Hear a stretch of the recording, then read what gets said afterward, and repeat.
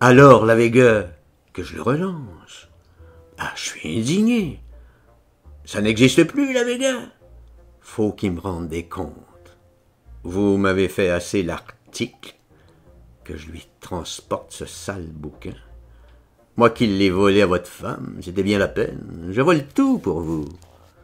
Je lui fais honte encore. Vous en voulez plus à présent?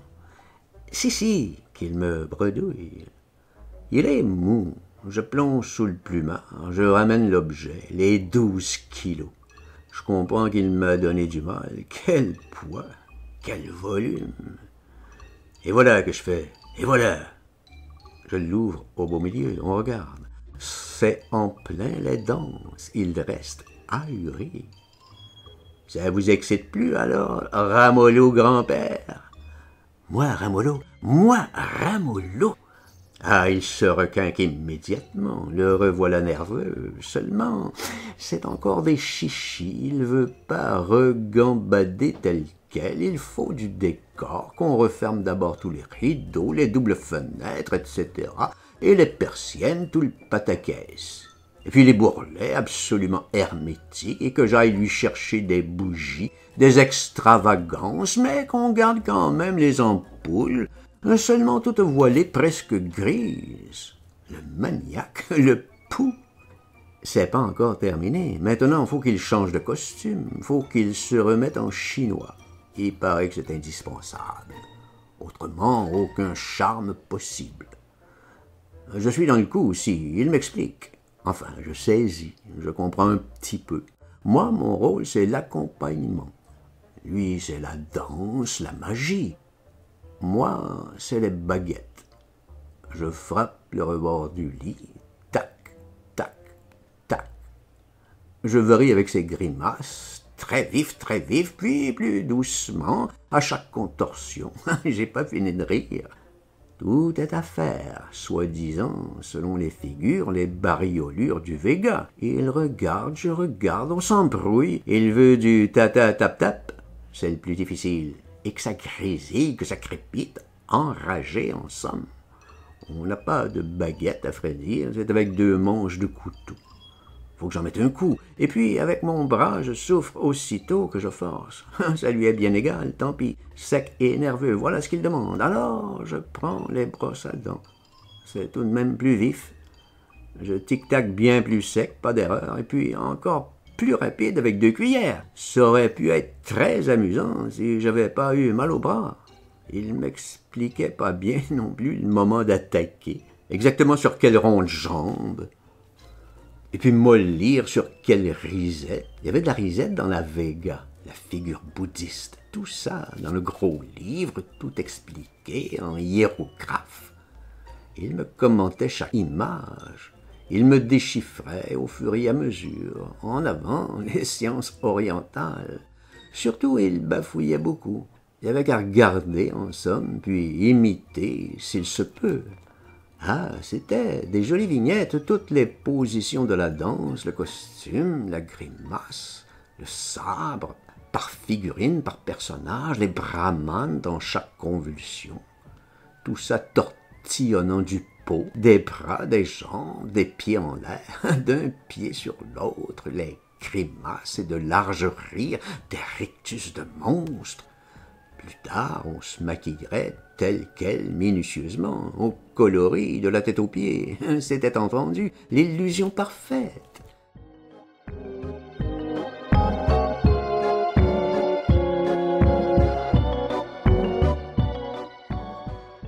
Sostène voulait pas d'à peu près. Buter là-dessus, maniaque. Je me gourais souvent. La sacrée du charme, ça s'appelait. J'avais du mal à saisir. Je devais accompagner finement, en pleine musique, des esprits. Mon top-top-tac-tac au poil. Au fond, c'était fort gamin. Il levait un pied, et puis l'autre, top-top-tac-tac. Il retournait son bras ainsi, top-top-tac-tac. Il faisait sa gueule d'épouvante, les yeux hors de tête, tac-tac-pif-pif. Ma partie. Il se contorsionnait les mains paumes à l'envers derrière la nuque. Il se forçait les coudes en croix. Un effort très dur, tout chaloupant, voguant des fesses, et en même temps les grands ronds de cuisse, et moi, tag, tag, daga, dang, dang. Envoyez. Ouf, il s'affalait hors d'haleine. Repos. Ainsi l'adage prémonitoire. Je répète l'expression, ça devait mettre l'esprit en humeur, soi-disant, selon ses paroles. Il s'ébrouait un tout petit peu, et yop, à la suite, tout haletant encore, une autre passe mystique, exactement comme sur le livre. Il se brutalisait, se faisait grâce de rien, le balancement du haut du corps d'avant en arrière avec frémissement des épaules jusqu'au bout des doigts, le genre castagnette en phalange, le tout ponctué par mes top top, petit crépitement très menu, presque imperceptible, la finesse filée, tac tac tac, le scota pour la paix des âmes. Voilà le terme du texte hindou, et c'était encore qu'une préface, l'initiation au mystère. À présent, on entrait en scène. Ah, j'allais voir ce que j'allais voir. La cérémonie. Il me prévenait bien que je me raccroche, que la tête me tourne ne boule pas. On attaquerait l'incantation, le vif, le cœur du ballet.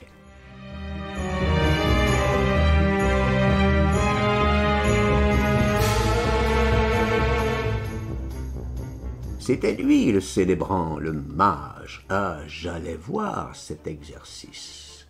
D'abord, fallait qu'il retrousse sa robe, que rien n'entrave l'ardeur des sauts, la ferveur des sorts. Tout ça était bien expliqué, dessiné, précis.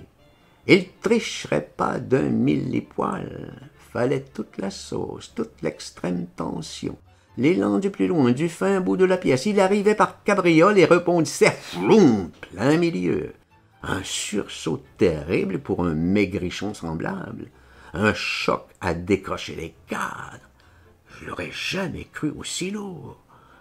Du surnaturel, un bruit de broiement de plafond, l'eau qui rejaillit du lavabo, du tremblement de terre, la foudre, y a pas à dire, il est magique. Sa jupe retroussée, je lui crie de mon plumard. « T'es magique, ma tronche! T'es magique! »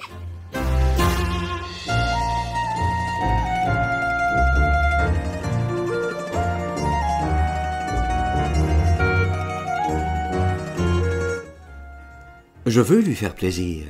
C'est plus fort que moi. Ah, puis je me marre. Il n'entend rien. Il rarrive du coin, les mains en anse au-dessus de sa tête, guirlande sacrée. À tout menu pas, très gracieux, presque sur les pointes, minaudeur, timide odalisque, il me chaloupe des hanches, il me yade. Je le regarde drôle, je l'effarouche. Il revient tout furieux, arrogant, il me fronce, il me menace. Il me montre le dessin, il est vexé. C'est bien la mimique très exacte. Le genre du dragon sur la page, je conteste pas. Il manque que des flammes plein la gueule. Il renifle pour ça, il graillonne. Il en crachera sûrement des flammes le jour qu'il voudra. Faut voir s'il se démène, s'il se force. Lui qui a pas d'aspect première vue. Qu'est malingre chétif, blême pelure, faut le voir à présent tourmonter. Un tourbillon, il vous en saoule. Et puis tirant encore en plus, je fais jamais mes tacs à temps. Il me houspille, il me tarabuste, il est partout à la fois. J'y arrive pas avec ma main, je rame à la traîne.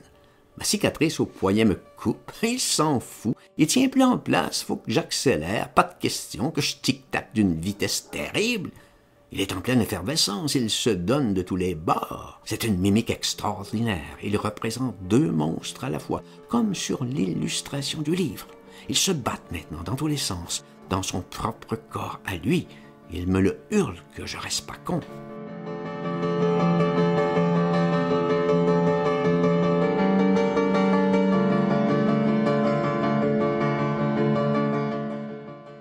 J'ai pas qu'à regarder, faut que je tic-tac. Nom de foutre. C'est la tragédie qui commence. C'est son grand moment. Un dragon au cul, il paraît, l'autre en pleine poitrine. Ils vont sauter sur la défense. C'est le combat à mort.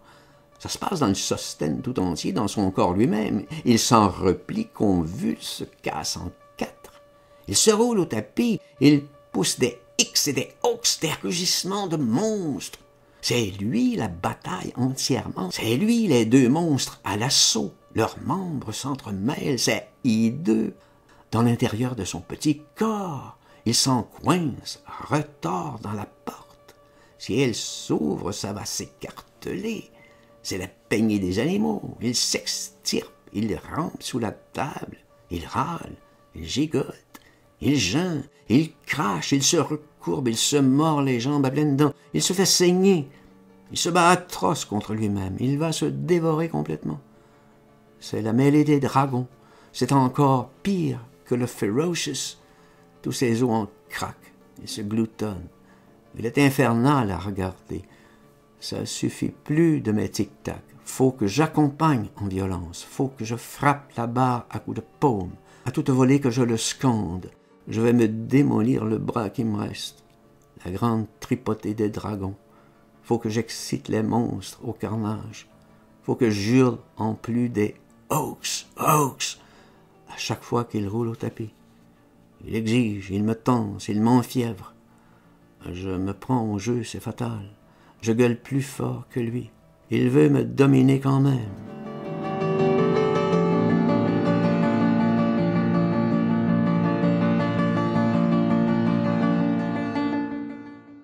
C'est encore qu'une répétition, qu'il me crie au vol. Il me tempère. Alors qu'est-ce que ça va être? Il est si ardent, si mordu, qu'il a à peine le temps de bondir, s'arrêter au milieu de la pièce, gaffer son modèle au gros livre et rejaillir entre chats, un autre rigodon, je redouble, enchaîne, qu'il me tarabuste.